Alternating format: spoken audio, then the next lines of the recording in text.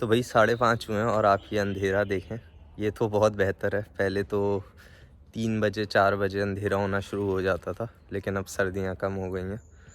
खैर, लोग बोल रहे थे कि यूनी असिस्ट के बारे में बताएं क्या सीन है, तो उसके बारे में मैं वीडियो बनाई है पूरा कि नेविगेट कैसे करना है, डॉक्यूमेंट कौन से अपलोड करने हैं, कैसे करने हैं। तो सबसे पहले मैंने पिछली वीडियो में भी बताया था कि यूनी असिस्ट पे जाना किस लिए।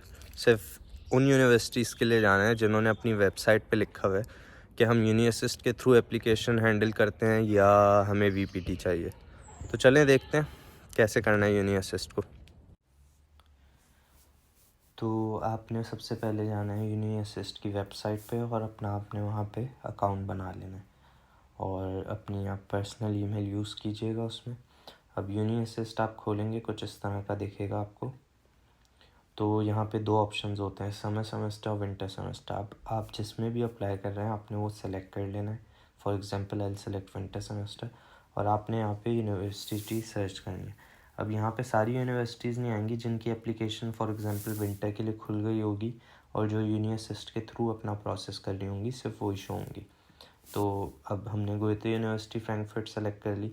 फेडरल स्टेट आपको सेलेक्ट करने की ज़रूरत नहीं होती ज़्यादातर यूनिवर्सिटीज़ में, लेकिन कुछ यूनिवर्सिटीज़ के एक से ज़्यादा कैंपस भी होते हैं तो फिर आप उसमें सेलेक्ट करते हैं।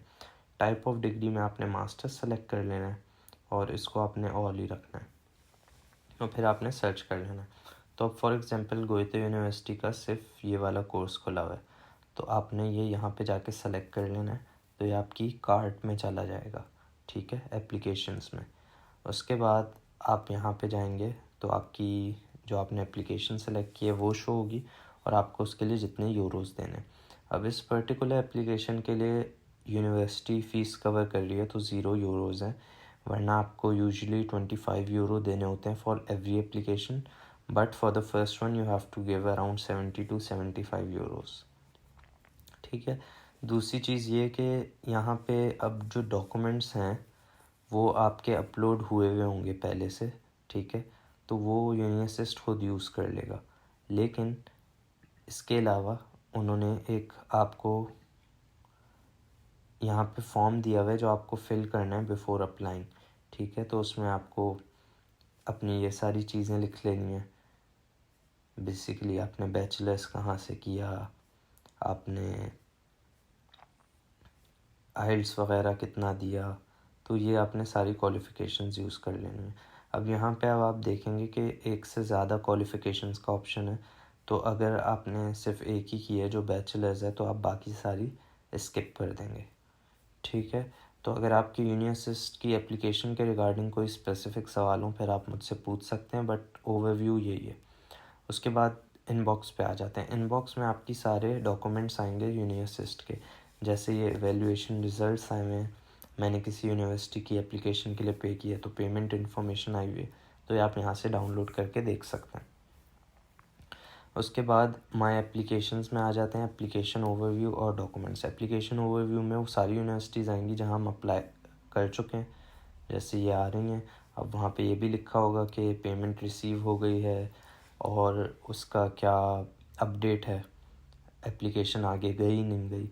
और फिर आ जाते हैं डॉक्यूमेंट्स। अब ये सबसे इम्पॉर्टेंट चीज़ है यूनी असिस्ट में। आपने यूनी असिस्ट पे अकाउंट बनाते ही यूनिवर्सिटीज़ बेशक ना खोली हो, एप्लीकेशंस बेशक आपने अभी ना देनी हो, आपने डॉक्यूमेंट्स सारे अपलोड कर देने, ठीक है।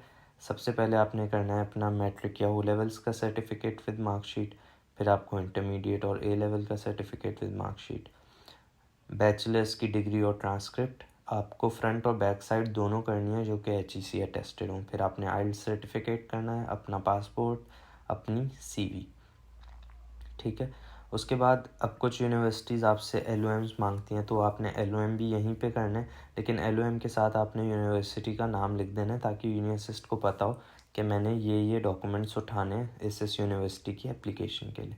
तो आप देखेंगे मैंने ओवगू एक यूनिवर्सिटी है उसके लिए स्पेसिफ़िक डॉक्यूमेंट्स अपलोड किए हुए हैं, TU बर्लिन के लिए किए हुए हैं। ज़्यादातर LOM भी होता है, लेकिन मैंने प्रोग्राम के हिसाब से अपनी CV थोड़ी चेंज की थी तो मैंने CV एक अलग अपलोड की थी। CV का मैं आपको प्रोसेस बता चुका हूँ, यूरोपास CV होनी चाहिए। आप जाके मेरी पुरानी वीडियोस में देख भी सकते हैं और मैं आपको यहाँ भी दिखा देता हूँ कुछ इस तरह नज़र आती है यूरोपास की सीवी। तो आपने मेरी पुरानी वीडियो पे जाना है और उसमें मैंने बताया हुआ है, सीवी का टेम्पलेट भी दिया हुआ है, और ये सारे डॉक्यूमेंट्स भी कैसे अटेस्ट होंगे मैंने पिछली वीडियो में पूरा ओवरव्यू बता दिया। तो इस तरह आपने यूनिवर्सिस पे अप्लाई करना है। जब डॉक्यूमेंट्स वगैरह हो जाएंगे आपके, तो आपने अप्लाई करना है एप्लीकेशंस में जाके, और जिस भी यूनिवर्सिटी में अप्लाई करना है आपने वो सेलेक्ट करनी है। उसका प्रोग्राम अगर नहीं शो हो रहा यूनिवर्सिस में, मतलब अभी एप्लीकेशंस नहीं खुली, तो अगर आपको डेडलाइंस वगैरह देखनी है वो आपको यूनिवर्सिटी पोर्टल पे जाके ढूंढनी पड़ेंगी। और यूनिवर्सिस के बारे में कन्फ्यूजन होती है, कुछ लोगों को लगता है कि ये यूनिवर्सिटी ढूंढने का प्लेटफॉर्म है। बिल्कुल ऐसा नहीं है, ये सिर्फ अप्लाई करने का है। ढूंढने के लिए dart.de और there are many other platforms.